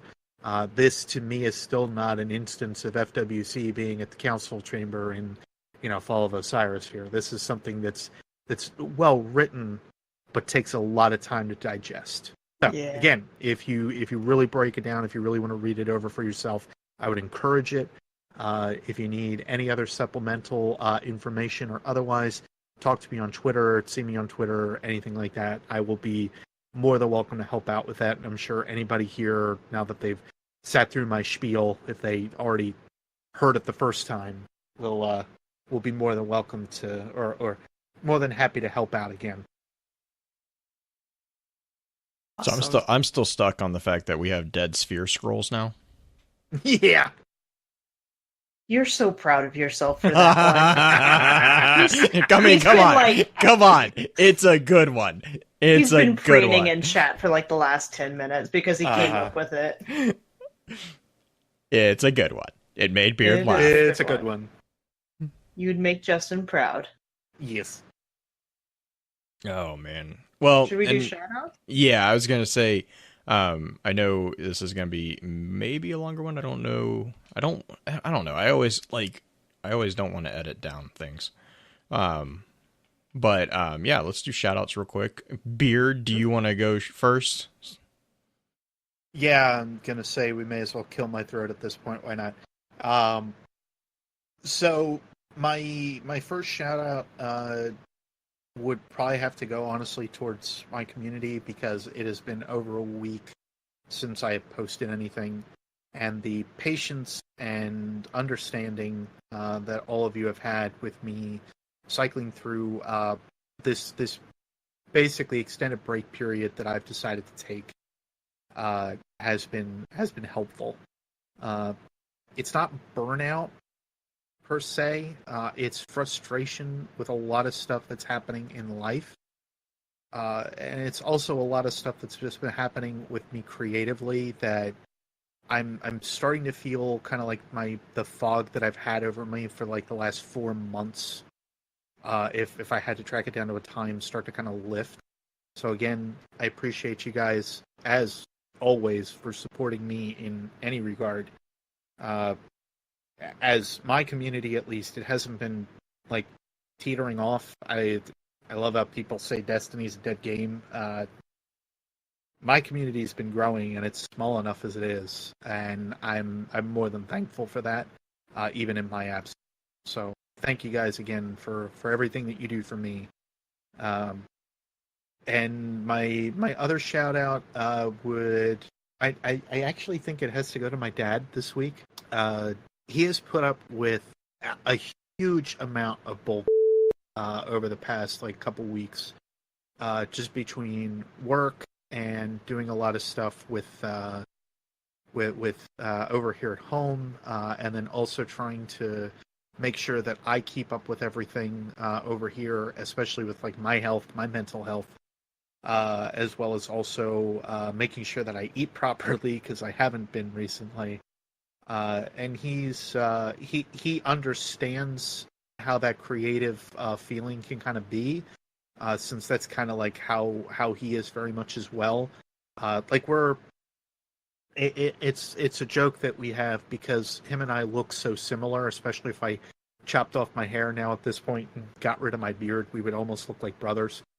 Very, younger and very large age gap brothers, but he has always been the person, granted, yeah, it's family, it's my father, but he doesn't, I'm 31 at this point, the guy doesn't have to look out for me at that point, like I should be looking out for myself, and he still does such a good job of making sure that I am doing what I can. Big shout out to him for helping me as I'm sitting here in tears, because I don't know what I'd do without him. I really don't. Yeah. Well, that's how you know. That's how you know it's a good family.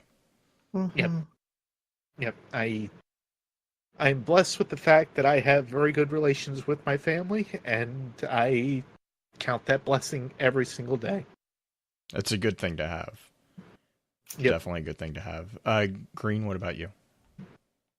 My shoutouts this week, my first one goes to St. 14. They're doing a charity event coming up on July 7th for St. Jude's Hospital. That's their next charity fundraiser that they're doing. Also, fun fact, it's in the works currently. St. 14 Project is doing a PvP.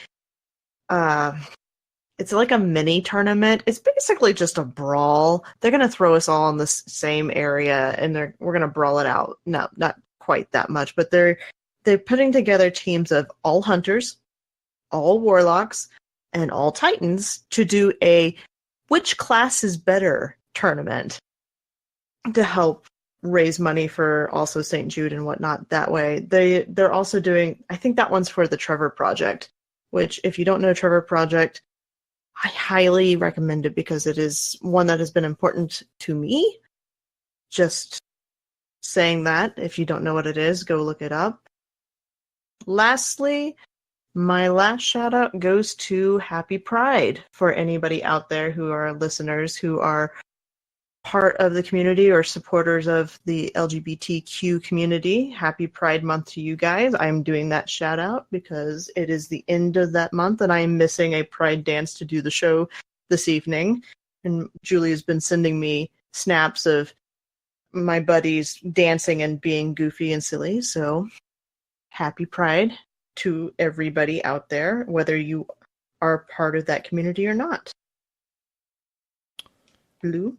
Really just a big shout out to you guys this week. You guys, you might have noticed Green and Beard really took the brunt of the show. Beard. And that's really actually been a nice thing, for my personal schedule, because it's not been a pleasant one this week. But I really appreciate that. And so just a really big thank you for that. Also, as kind of Beard has already said, the community in general has really just been really fun. You guys have, with the top 3 thing, recently, just, I don't know, it's kind of nice to see the positivity. I know we kind of talked about this behind the scenes a lot, but the social media aspect can get really draining, especially in today's environment. You know, I try really hard not to bring politics into it, but you know, if you know what I mean. If you've been on Twitter in the past 3 days, you've probably seen what I'm talking about. It's really hard, and it's nice knowing that there's an environment that, even if you don't agree with someone's, you know, political or whatever agreement or views, there's a safe place to come and just have a positive environment, because at the end of the day, we come together over a game that, you know, it doesn't really matter what your political views are. Exactly. So I really appreciate that. I don't think the communities get enough of that compliment given to them. It's not something that is taken lightly by any of us who help manage those communities. It's not something that is not seen. It's not something that's ignored. We recognize it, and we deeply appreciate your willingness to allow positivity to thrive in those environments. Right. And that to me, especially this week, has been a really big boon to have. But yeah, so that's pretty much my shout out. I believe Purple obviously had to take off due to a little light, not wanting to go into sleep mode. Take a nap. Take a nap, kid. Actually, no, go to bed. Yeah, which I completely under. My wife has been texting me this entire time, and our little one has been doing the same thing. So completely understand. But she did want me to give a shout out to Aaron, who I believe just got done updating the Ares 1 summary over on Ishtar. Again, yes, we try to link those all in the show notes, which apparently I am supposed to stop asking questions. So I'm proud of all of you for weighing in on that poll. Barely. It was barely, like 47% to 46%. Wasn't it like 1%? It was like 1%. Yeah, it was really funny. Super close. I was joking with going. Oh no! I put it on there, and I'm like, I'm gonna be surprised if this one doesn't win. Actually, it was my entire thought when I put it on there. And the really reason why is because I'm trying to figure out where the best place everyone prefers to read and to interact with us is. Whether that's, you know, obviously I can't put the full show notes on Twitter, but I don't want to make it where it's like, hey, you need to go to this site or this site or this site. It's like, I really kind of want to centralize that. And so that's kind of where that first step is, kind of trying to figure out where that is, where people prefer that mostly. Obviously, we have the website, so it makes sense to us to do it that way. But if you know, a listener out there prefers to do Podbean, please, I mean, speak up. Obviously, the iTunes notes, if for those of you who are still listening, to iTunes, the show summaries that you guys get on iTunes is a very condensed version, because iTunes does not play well with URLs, and their formatting is, how do I put this gently, atrocious as far as putting summaries together. It's kind of a pain in the butt. So I have to trim down the summaries when we move them over to iTunes and Spotify and all that. That all gets really cut down pretty far. So a lot of the links that we mention, and a lot of like the affiliate links, the supporting links, the additional resources, I try to hyperlink all the additional resources that we use on a daily basis for you guys. All that stuff is in the show notes. So definitely check those out if you haven't in the past, because I think that would also be a good place to get some conversation started as well. Beard, I know you had one more thing.